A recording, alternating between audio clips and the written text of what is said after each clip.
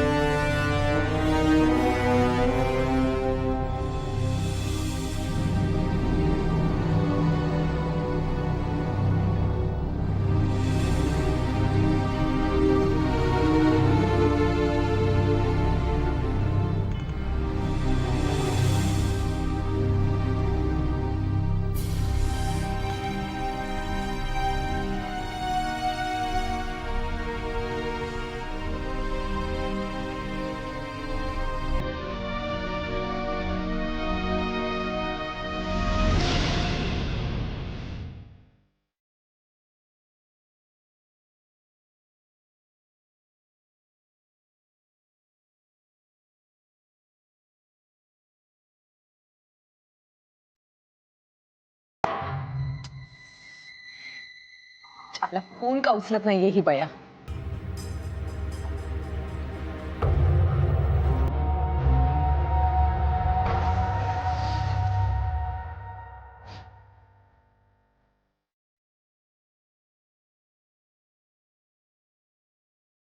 चल.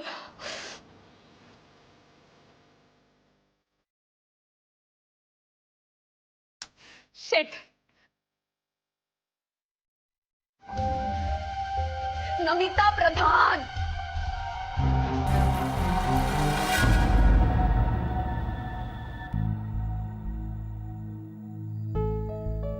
माझ्या संसारात निखारा ठेवलास ना तू. मनशांती लाभली ना तुला. आता तू आणि तुझा दादा काय घालायचा तो गोंधळ घाला. मला नका ग मध्ये घेऊ.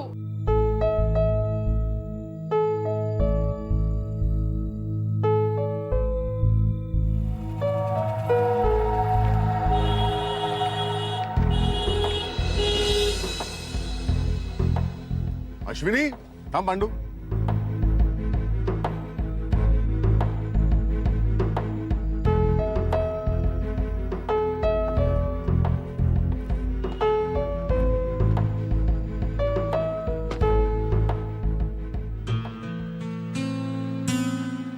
तू हो मी जरा जात होते. अशी का दिसतेस तू? तुला बरं नाही का वाटत आहे? मी बरी आहे. तुम्ही जा ना प्लीज. तुला कुठे सोडायचंय का? चल मी नाही सोडतो. नको. मला इथेच बाजूला जायचंय. मी जाईन. तुला नक्की? नाही मी बरी आहे. तुम्ही जा. थँक्यू.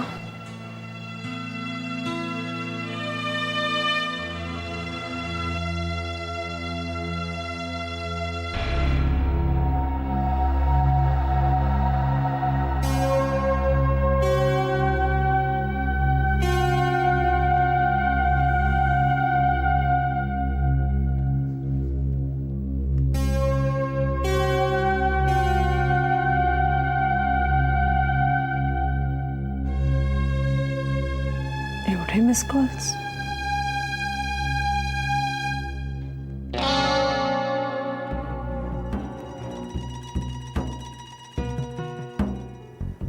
कितीच आहे.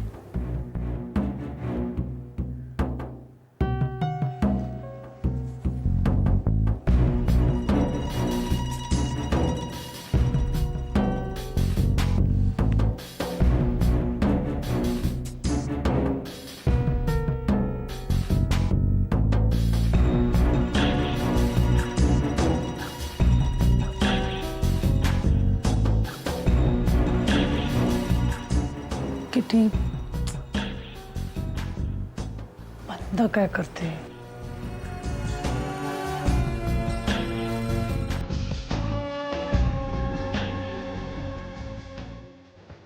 काय नमिताबाई, झाली का झोप? हो मा, गोळी घेतली होती ना, त्यामुळे डोकंही दुखायचं थांबले आता. प्रत्येक दुःखावर एक गोळी असतेच का? कोणाला फोन करत होतीस? हो, किटीला. तिचे बरेच मिस कॉल्स येऊन गेले. माझ्यामुळे तुम्हाला सगळ्यांनाच खूप त्रास होतो ना.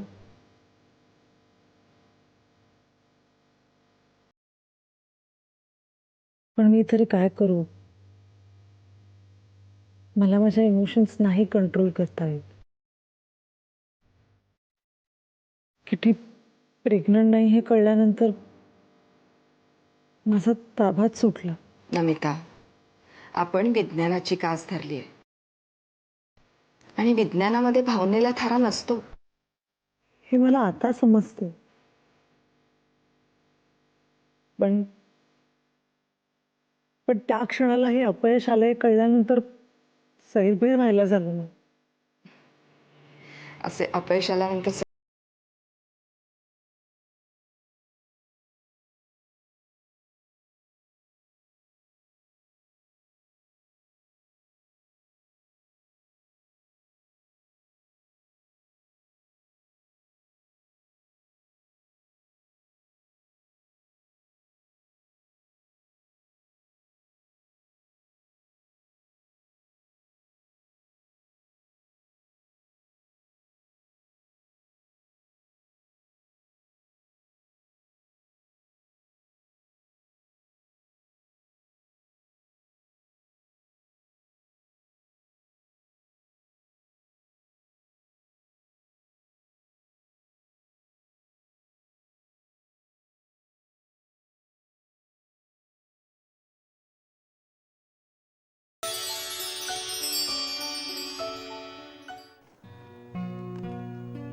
हॅलो रमाकांत.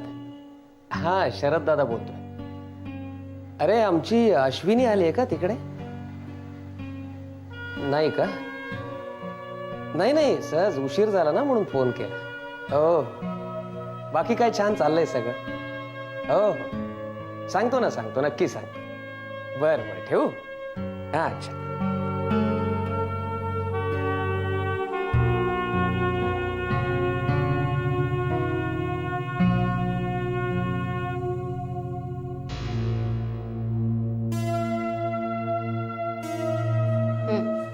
अगं रमाकांतला फोन केला होता, त्याच्याकडेही गेलेली नाहीये.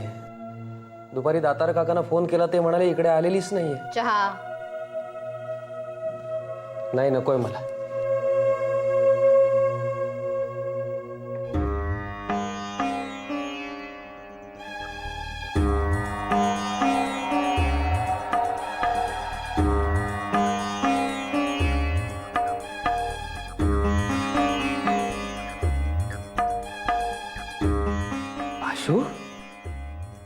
अगं कुठे गेली होतीस बाळा? किती काळजीत होतो आम्ही. सॉरी दादा. वहिनी मला माफ कर. अश्विनी प्लीज, माझ्या भरल्या घरात रडू नकोस.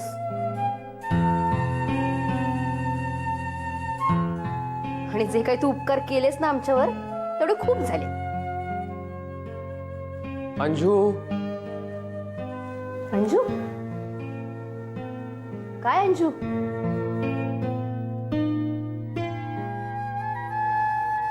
अजून काहीच बोललेले नाहीये मी, पण आता बोलणार आहे.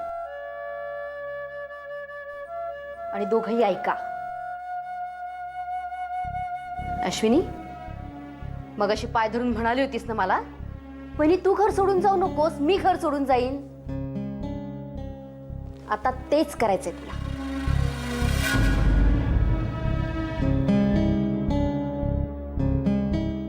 अंजू अगं तू काय बोलतेस कळतंय का तुला? तुम्ही मध्ये बोलू नका. तुम्हाला जे करायचे ते तुम्ही केलंयत ना. आता यापुढे मला जे हवे तेच होईल. मला यापुढे ही अश्विनी या घरात नकोय.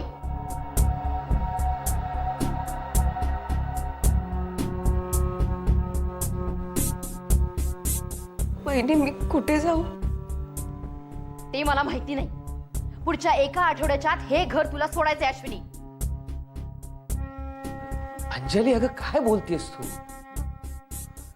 अगं वयात आलेली मुलगी आहे, कुठे जाईल? समीर इथे नाहीये, काय करेल? मग दिले ना तिला एक आठवड्याची मुदत.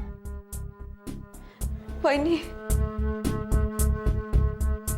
अगं त्या पोरीची अवस्था बघून दया येत नाहीये का तुला? एवढा पुळका आला असेल ना तुम्हाला तुमच्या बहिणीचा, तर तिला राहू दे इथे. मी जाते. यापुढे अश्विनी आणि मी एका घरात नाही राहू शकणार. एक तर ती तरी राहील, नाही तर मी तरी. काय ते ठरवा.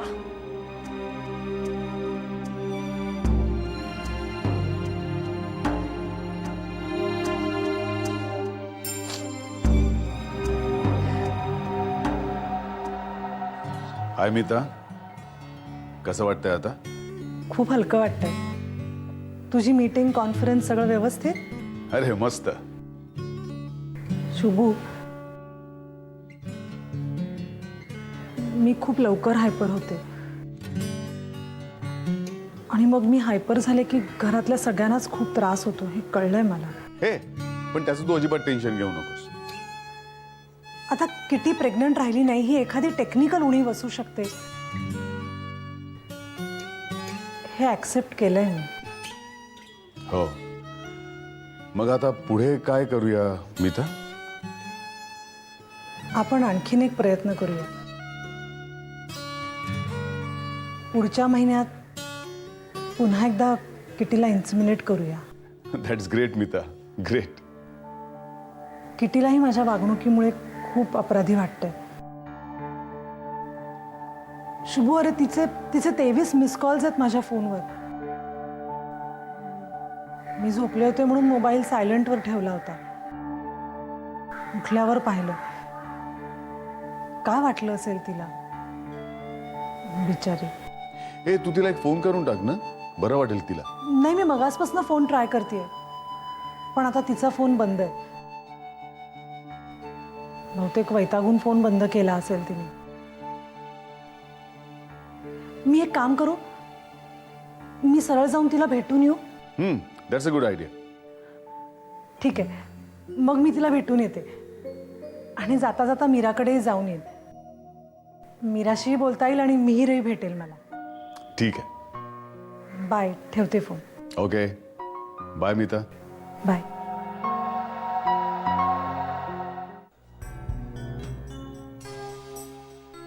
अशोध्या, ए अशोध्या, बाबा आत्या नाही आली अजून. मला सायन्सच्या आकृत्या काढून देणार होती ती. जा, आई असेल बघ जात. काय झालं, असे गप्प गप्प का आहात? मी सांगते काय झालं. त्याने तोंड आहे का बोलायला? खोटे पडलेत ना माझ्यासमोर ते? अंजू हा विषय आता नको. नको? का नको? अच्छा अच्छा, मालविका समोर नको का? कळू दे ना तिला तिच्या बापाने काय प्रताप केलेत ते. अंजू भांडण झालंय का तुमचं? नाही नाही, देवदेव लोक भांडत नाहीत, अत्यंत संस्कारी आहेत ना ते. हळूच काडी लावायची आणि पेटल्यानंतर मजा बघत बसायची. एक हे शरद देवधर आणि दुसऱ्या अश्विनी देवधर. अंजू कृपा करून गप्प बस आता. बाबा काय झालंय हो? मी सांगते तुला काय झाले ते. हे बाबा तुझे खोटं बोललेत माझ्याशी. आई लाडक्या बहिणीसाठी माझ्या संसाराची राखरांगोळी करायला निघाले ते. अंजू तोंडाला येईल ते बोलू नकोस. हा संसार माझाही आहे, मीही मरमर मरतोय त्याच्यासाठी. मर मर मरा आणि बहिणीची भर करा. मला काय करायचंय? काय काय भर केली मी बहिणीची? हा? लाज नाही वाटत खोटं बोलायला? अगं तीही हातभार लावते ना आपल्या संसाराला. उपकार नाही करते आपल्यावर, 3 वेळा गिळते ना या घरात. हे अत्यंत हलकटपणाचं बोल आहे. जेवण काढतेस त्या पोरीचं, शरम नाही वाटत तुला? अगं बाई आहेस का दगड आहेस? ती पोरगी पाय धरून रड रड रडली तुझे, पण पाजर नाही फुटला तुला. शी, अंजू, तू असं वागशील असं स्वप्नात सुद्धा वाटलं नव्हतं मला. आणि तुम्ही असे लांडे कारभार करायला असं अजिबात वाटलं नव्हतं मला. उद्या घरादारावर टाच आल्यानंतर कच्ची बच्ची घेऊन जायचंय कुठे याचा विचार केला तुम्ही? हे बघ, मी बांगड्या भरलेल्या नाहीयेत. जे काही होईल ते निस्तरायला मी समर्थ आहे. समर्थ आहात तुम्ही, काही करू शकता तुम्ही, पण बायकोसाठी नाही, बहिणीसाठी. घ्या आणखीन 10-12 लाखाची कर्ज घ्या आणि उडवा बार बहिणीच्या लग्नाचा. काय करायचं ते करा, मला काय करायचंय? अंजू, एक शब्द बोलली असलीस तर. बाबा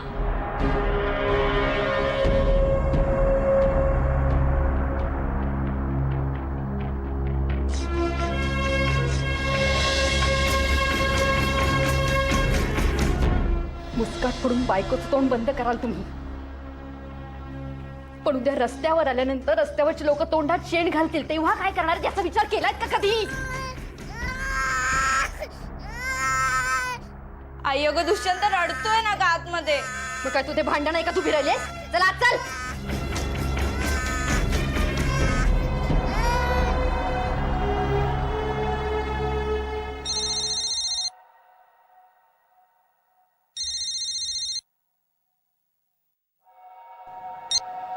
हॅलो हॅलो, अश्विनी देवधर बोलतायत का? बोलते. मी इन्स्पेक्टर होळकर बोलतो. साहेब काय झालं? उद्या तुम्ही पोलीस स्टेशनला येऊ शकाल का? नाही म्हणजे तुम्ही याच. काय झालं?